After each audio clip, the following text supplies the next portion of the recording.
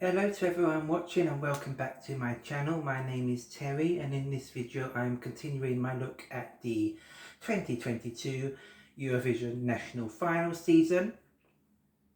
And in this video I am taking a look at Latvia, who had their national final, Supernova, last weekend on the day that I'm filming this, so apologies for it being up a little bit late. And of course Citi Zēni won with Eat Your Salad. So in this video I'm going to be looking at the performance from the national final and letting you know what I think about the song and the performance and how well I think I'll do at Eurovision. And also I'll just mention some of my other favourites from the national selection as well. So I hope you enjoy this video, and if you do, please click the like button and please also let me know down in the comments what you thought of the national final. And yeah, without further ado, let's begin the reaction.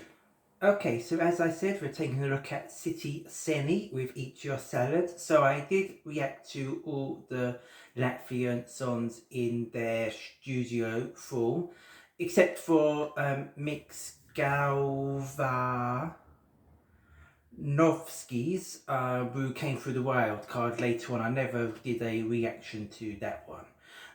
But yeah, we're going to listen now to the national final performance live of Eat Your Salad and pressing play now.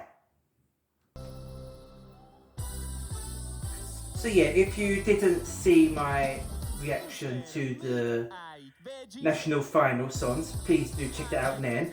Of course, I just spoke over the bit there where he says the unallowed words, I guess we're saying.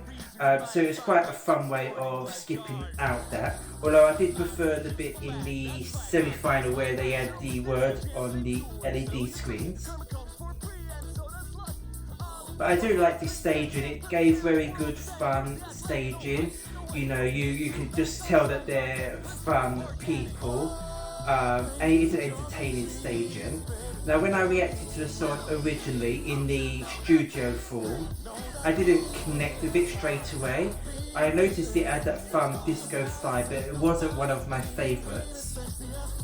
But it did sort of get stuck in my head. It's got a very earwormy melody, so it did get stuck in my head and it did grow on me a lot over time. And the live performance is very entertaining and they do sell the song a lot, so it does make it elevated in my standings.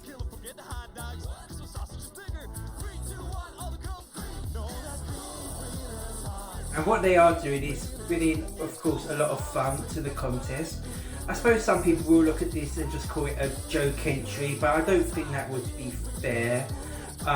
It is doing it in a very fun way, but I think underneath it all there is a very good melody there. It's very catchy, and it does get stuck in your head a lot as well. So I think it's got all the ingredients for something that a lot of people will connect with. The juries might not go for it so much, but I can definitely see the televoters voting quite highly for this.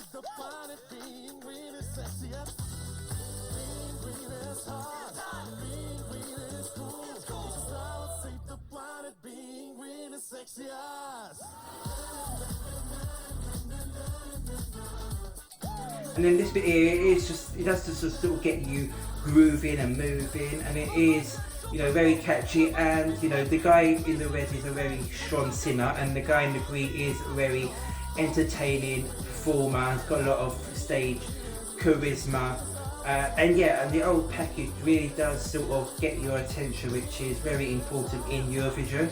People are either going to love this or hate it, but I think there's probably going to be enough people out there that love this to give us a good chance of making the final.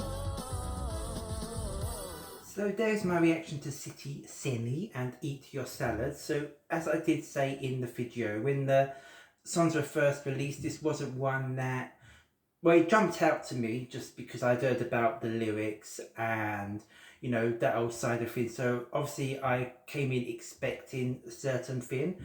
So obviously it jumped out at me in that way, and I did pick up on the melody, but it wasn't one that completely grabbed me straight away. I did have other songs that I preferred, but it's probably the one that has the most earworm potential, and it did get stuck in my head, and was one that grew on me a lot. And once I saw the live performances in the national final, it was quite clear to me that this was really the only option for them to send. It was the one that stood out the most as the one that could potentially do well at Eurovision.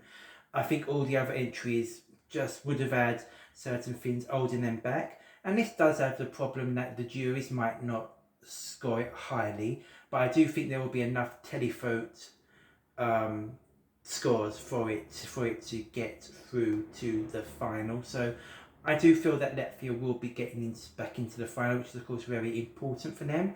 But, you know, it could go either way as well. If perhaps the juries completely tank it and give it next to nothing, then even if it gets a really good televote score, it might be impossible for them to make the final. So, you know, as long as the televote score is strong and the juries don't completely ignore it, I think it's definitely going to be in the final.